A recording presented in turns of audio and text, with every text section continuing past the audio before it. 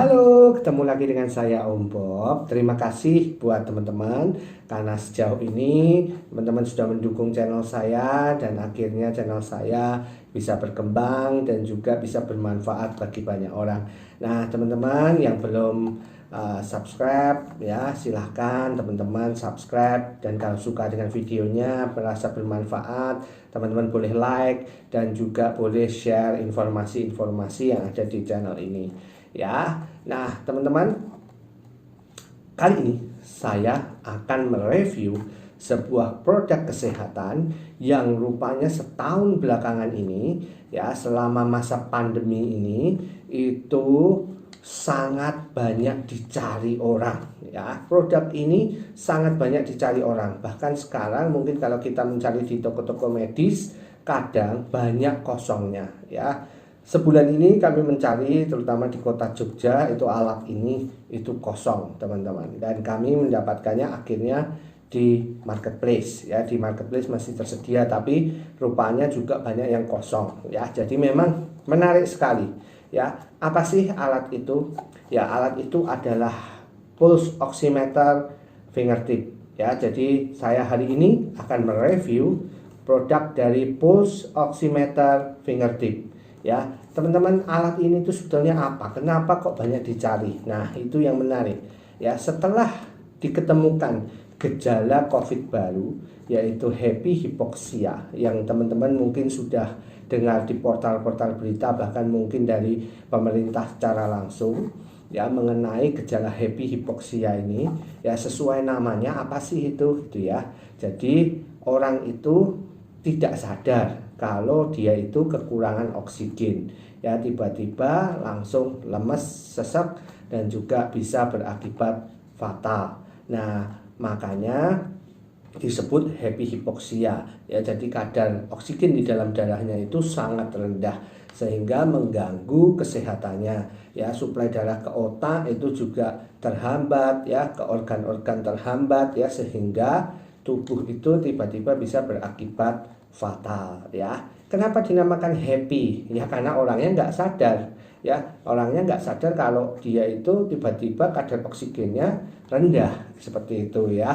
Nah, kalau sadar ya namanya cuma hipoksia, ya, jadi ada gejalanya. Tapi karena happy hipoksia ini orang itu tidak sadar, ya, tidak sadar tuh maksudnya bukan pingsan ya, tapi karena dia tidak menyadari kalau dirinya itu kekurangan oksigen, ya, mungkin gara-gara virusnya menyerang di pernapasannya atau bagaimana, atau apa namanya itu, kemampuan parunya yang tiba-tiba menurun, ya, dan dia tidak menyadari karena tidak timbul gejala apapun, merasa dirinya baik-baik aja, tapi saat down sekali oksigennya maka bisa berakibat fatal ya. Nah, makanya dari itu memang akhirnya orang-orang mencari cara bagaimana kita bisa mengecek kesehatan kita, ya, terutama kadar oksigen kita. Nah, biasanya kalau yang sakit di rumah sakit, ya, yang sudah dirawat mungkin di tempat-tempat perawatan kesehatan, biasanya memang dicek dengan oximeter ya. Nah, teman-teman, oleh sebab itu makanya sekarang kok pulse oximeter fingertip ini itu mulai banyak dicari karena orang itu mau berjaga-jaga. Ya, jadi berjaga-jaga di sini hanya untuk mengecek kadar oksigen di dalam darahnya. Ya, makanya namanya oximeter. Ya, kenapa pulse? Karena ini menggunakan apa namanya, selain nanti untuk mengukur oksigen juga ada denyut nadinya. Kenapa fingertip? Karena yang digunakan jari. Ya, jadi ini nggak pakai kabel teman-teman. Ini yang paling simpel. Harganya juga murah. Ya, ini ada yang murah, ada yang di bawah 100.000, ada yang jutaan juga, tergantung merek ya. Nah, pulse oximeter fingertip yang saya review kali ini itu harganya hanya 100 ribuan.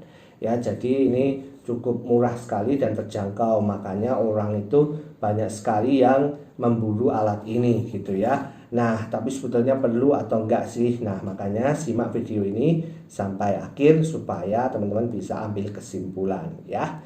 Karena sekarang yang terjadi adalah banyak orang membeli alat ini hingga yang sakit, yang benar-benar sakit itu malah kesulitan. Ya, tentunya kita tidak mau seperti itu ya. Nah, oke, kita bahas ya. Apa itu pulse oximeter ini? Ya, jadi teman-teman, oximeter itu merupakan alat yang mampu mendeteksi tingkat oksigen di dalam darah manusia tanpa menimbulkan rasa sakit. Jadi kita nanti kalau pakai alat ini, itu kita nggak akan dicoblos, nggak akan disakiti gitu ya, hanya dijepit sedikit gitu ya.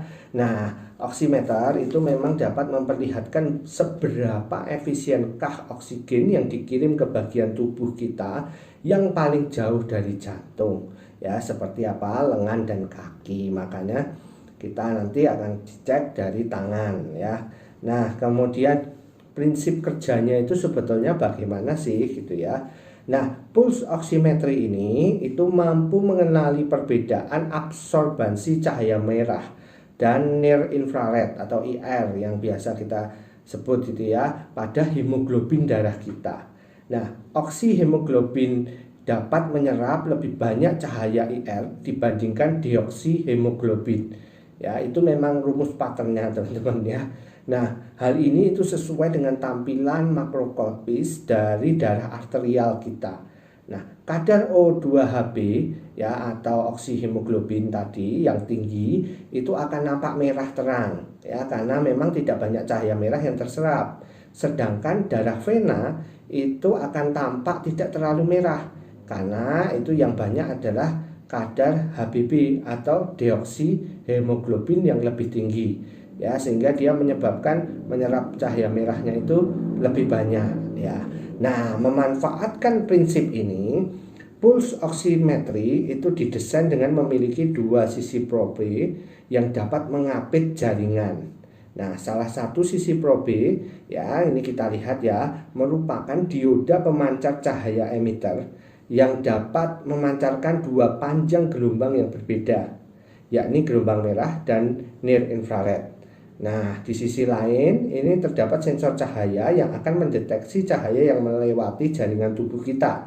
Nah, karena perbedaan kemampuan absorbansi cahaya dari O2Hb dan HHB, maka pulse oximetry itu dapat menentukan proporsi Hb yang terikat dengan oksigen ya. Jadi memang secara teori pulse oximetry ini mengukur dua komponen absorbansi ya. Jadi DC dan AC ya, direct current dan alternating current ya, dimana DC itu mempresentasikan cahaya yang melewati jaringan vena dan kapiler ya, dan juga AC itu mempresentasikan cahaya yang melewati arteri dan berfluktuasi sesuai dengan siklus kardiak.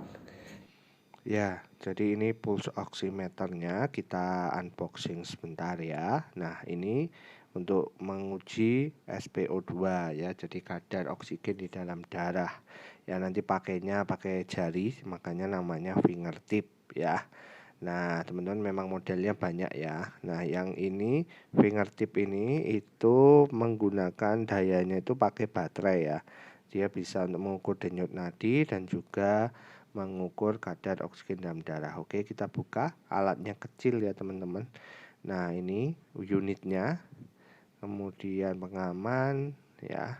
Nah, ini kita dapat tali jadi kalau mau buat gantungan ya. Kemudian ini ada QC pasnya, jadi alatnya sudah di QC. Kemudian instructionnya ini ya, nanti teman-teman bisa baca ya kalau bingung cara pakainya. Tapi pada prinsipnya pakainya simple sih ya. Kita akan coba aja ya cara pakainya habis ini. Nah, ini teman-teman, sebentar saya masukkan dulu ya. Kita cek unitnya sekarang ya. Seperti apa sih pulse oximeter fingertip itu? Ya, ini ya teman-teman, jadi alatnya itu kayak jepitan baju gitu ya. Seperti namanya fingertip, jadi nanti kita jarinya dijepit ya. Nah, ini enggak bahaya karena ini bahannya plastik teman-teman dan enggak tajam ya. Nah, ini sisi belakangnya untuk menjepit ya tuasnya. Nah, itu ya tadi yang dijelasin, ada sensor cahaya dan juga penampangnya itu yang ini di mulutnya ini ya. Nah, itu penangkap sensor infrarednya ya, nanti kita lihat. Nah, kemudian baterainya ada di belakang sini ya, pakai dua baterai kecil teman-teman ya. Nah, ini sangat mempengaruhi ya baterai ini, jadi teman-teman harus pastikan baterainya itu baru dan kuat ya. Nah, supaya hasilnya juga bagus. Ringan sekali ini ya alatnya. Nah, pulse oximeter. Nah, sekarang kita akan cek ya. Saya akan pakai jari saya sudah bersih ya. Nah, ini teman-teman caranya adalah kita masukkan jari kita bagian kuku terutama itu menempel pada penampang bawahnya ini ya. Kerasa kok ada kayak tempatnya gitu. Kemudian pencet aja on. Nah, dia akan otomatis membaca ya. Jadi biarkan dulu dia membaca, teman-teman. Nah, ini ya sudah keluar ya. Jadi cukup cepat sekali alat ini ya. Jadi saturasi saya, kadar oksigen saya bagus ya 95, denyut saya itu 106, 105 ya.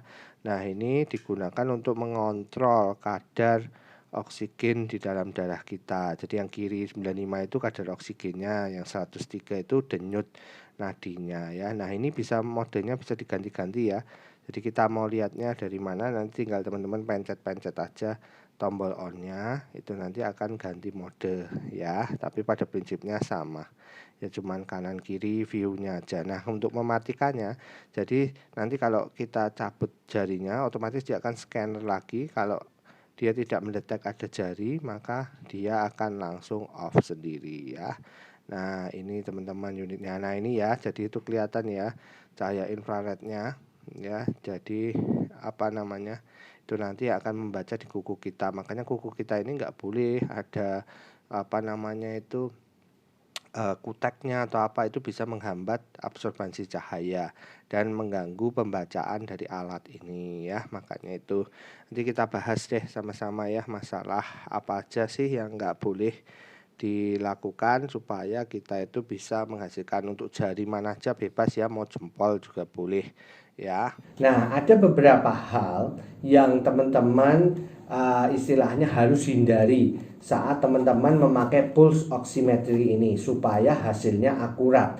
Apa aja itu? Yang pertama adalah kuku teman-teman ya, kuku teman-teman itu jangan dikasih cat, kutek, stiker atau apapun, atau nail art atau apapun ya. Bersihkan itu semua dulu karena itu akan menghalangi pembacaan oleh cahaya tadi ya. Jadi yang pertama adalah pastikan kuku teman-teman itu murni ya, bersih, tidak ada catnya, tidak ada stikernya, tidak ada nail artnya atau apapun ya. Pastikan bersih ya. Yang kedua adalah teman-teman harus letakkan jarinya itu, teman-teman rasakan ya. Jadi di lubang cahaya, pemancar cahayanya itu teman-teman harus tempelkan ya. Jadi jangan malah ke kanan ke kiri jarinya ya, nanti meleset cahaya bacanya ya. Nah, teman-teman harus tempelkan dengan baik ya. Nah, jangan gerak-gerak ya, karena nanti itu akan mengganggu pembacaan dari alat ini ya. Nah, dua hal ini yang harus teman-teman itu perhatikan ya. Memang teman-teman ada beberapa keterbatasan oximeter ini, yaitu memang dia tidak bisa membaca saturasi di bawah 70% ya. Jadi memang kalau kondisi oksigen kita itu di bawah 70%, maka alat ini akan kesulitan. Ya bisa sih, cuman hasilnya kurang akurat ya. Nah, oksigen berapa yang sehat? Oksigen yang sehat itu sekitar 95 sampai 100 ya. Itu yang harus kita jaga. Tidak boleh di bawah 90 ya. Nah, kalau misalkan teman-teman cek 90 ya, teman-teman kalau bisa segera tarik nafas atau pakai oksigen tambahan, atau mungkin teman-teman bisa minum air yang banyak ya. Nah, itu teman-teman review saya mengenai pulse oximetry ini ya. Semoga bermanfaat buat teman-teman.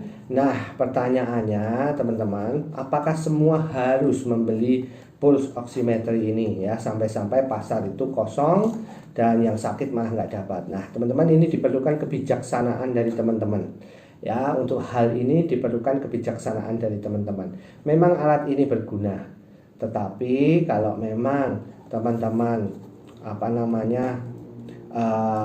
tidak memerlukan banget, atau misalkan satu rumah isi 5 orang, teman-teman cukup belinya satu saja, nggak usah satu orang satu seperti itu ya. Kenapa teman-teman? Karena kasihan juga di pasar terbatas, nanti yang lain yang membutuhkan malah nggak dapat ya. Nah, itu ya. Kemudian apalagi ya pesannya adalah jangan lupa alatnya dirawat ya. Dirawat dengan cara apa? Cek penggantian baterai, karena baterai itu akan sangat juga mempengaruhi kinerja dari mesin ini. Yang kedua adalah selalu bersihkan penampang di dalamnya tadi ya, teman-teman bersihkan ya, supaya bersihkannya pakai alkohol ya. Jadi kapas kasih alkohol itu atau pakai alkohol swab ya nggak apa-apa. Nah itu dibersihkan aja supaya lempeng cahayanya itu lempeng penampang ya, penampang pemancar cahayanya itu tetap bersih dan juga tidak kotor, mungkin karena keringat atau mungkin karena tangan yang diuji itu kotor ya, supaya tetap bersih sehingga alatnya terjaga ya. Nah itu teman-teman sedikit review saya mengenai pulse oximeter ini. Semoga teman-teman semua sehat dan terima kasih sudah menonton video saya. Dan semoga harapan saya bermanfaat bagi teman-teman sekalian. Terima kasih. Bila ada pertanyaan silahkan tanyakan di kolom komentar. Link di mana saya membeli saya akan tuliskan di kolom deskripsi. Ya, terima kasih. Sampai ketemu di video-video saya selanjutnya.